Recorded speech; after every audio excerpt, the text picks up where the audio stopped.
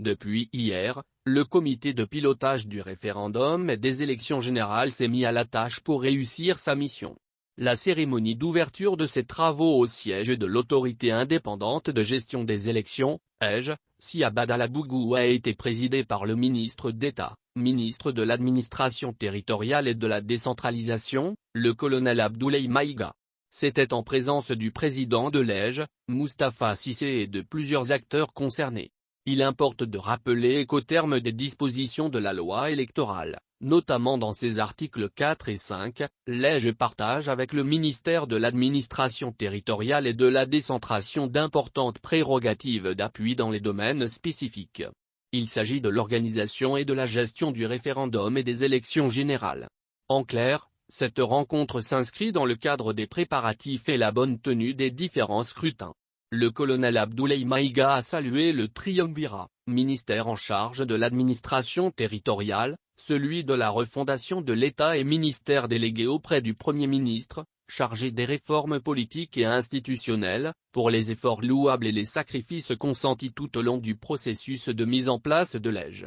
À l'instar des cadres de concertation avec les responsables des partis politiques et ceux des organisations de la société civile, le ministre en charge de l'administration territoriale précisera que ce cadre technique constitue aussi une occasion de poursuivre les échanges. Et surtout de mieux relever les défis de l'organisation d'élections crédibles et transparentes. Cela, a ajouté le ministre Maïga, conformément à la vision du chef de l'État, le colonel Assimi Goïta. Le comité de pilotage permet de contribuer, entre autres, à l'élaboration des procédures et actes visant à assurer la bonne organisation des élections, à la régularité des opérations électorales en rapport avec l'EGE, a indiqué le ministre d'État. Mais aussi, la mobilisation des moyens humains, financiers et matériels nécessaires à la conduite du processus électoral, à la supervision et au contrôle des activités des autorités administratives. S'y ajoute la conception, le suivi et la mise en œuvre des actions de formation destinées aux autorités administratives et aux agents électoraux. Notre objectif, en instaurant ce comité de pilotage, est qu'il puisse être le cadre de coordination des actions des départements ministériels concernés par les élections et des partenaires techniques et financiers, a expliqué le colonel Maïga, affirmant qu'il ne s'agit nullement de faire reprendre au collège de la dite autorité les opérations référendaires et électorales.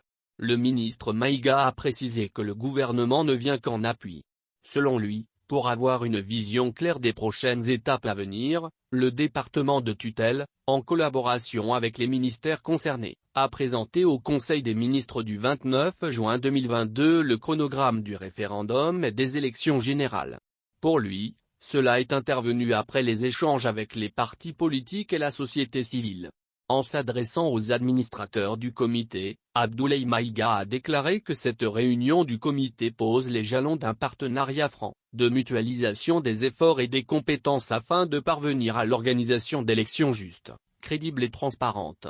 Abondant dans le même sens, le président de l'EGE a fait savoir que la tenue de ce comité dans son service est la preuve de la volonté commune d'agir ensemble. Moustapha Cissé a laissé entendre que chacun est dans son rôle pour la réussite du pari de la bonne organisation d'élections transparentes. Ainsi, a-t-il fait remarquer, la finalité est d'offrir au peuple malien un cadre institutionnel normal dans un contexte de paix et de sécurité. Condition de tout développement, a-t-il ajouté. Il reste persuadé que ce comité permettra également de poser les jalons de fructueux échanges sur l'état d'avancement des prochains scrutins.